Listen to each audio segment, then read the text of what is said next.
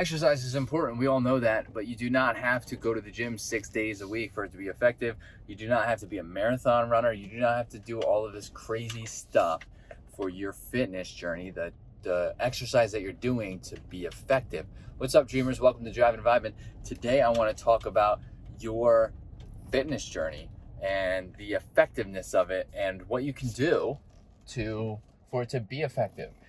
I'm going to go ahead and restate the fact that you do not need to go to the gym and work out 6 days a week. You do not need to lift for 10 hours a day. You do not need to walk uphill both ways for 10 miles at a pace of 7 miles an hour every single day for your journey to be effective, for what you're doing to be effective. If you are a primarily sedentary individual, which means you sit most of the day, if you are a desk worker, if you are enrolled in school and you sit in school learning, and you do no activity, if you get out and do 5 minutes of walking each day, just 5 minutes, that's 5 minutes a day more than you have been doing. That's 35 minutes a week total that you haven't been doing at all.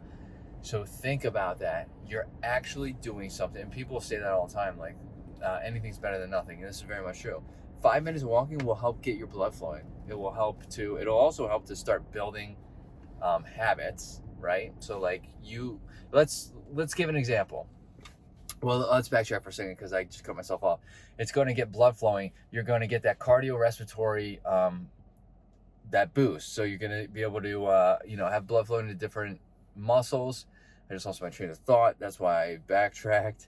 You're going to have that cardiorespiratory, cardiovascular endurance being built. You're going to strengthen your muscles starting from the legs up, right? So starting from the ground up is kind of where you want to build anyway. There's a lot of benefits. And not only that, it's a mood boost. There's going to be a mood boost even with just 5 minutes.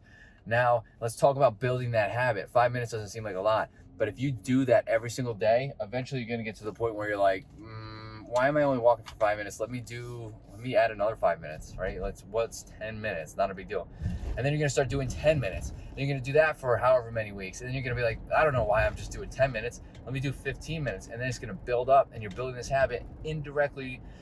You're going to build up to this habit that is, increasing in time. We're talking about walking right here, increasing in time. And, now you're reaping. Now you're reaping more benefits because you're increasing the time. Now let's keep going with this example.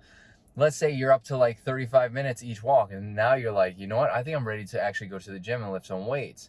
Now you can start going 1 or 2 days a week. Just go for 20 minutes, right? Go for 20 minutes, do a couple of exercises, and then leave. And then again, eventually you're going to be like, I'm pretty sure I can do 30 minutes. I'll do 30 minutes of exercises.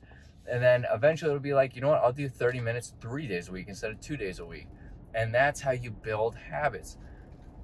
Small steps. I'm choking on something. Thank you for joining me in the passenger seat. Small steps lead to big changes, okay? Baby steps will produce bigger and better results than going from 0 to 100, because 0 to 100 will cause you to burn out, and you don't want to be burnt out, or injury, and we don't want either. So if you have any tips of your own, let me know in the comments. I'd love to get this conversation started. Hit that like button, helps out the channel. Hit that subscribe button for more content like this. And I'll see everybody in the next video. Later, dreamers.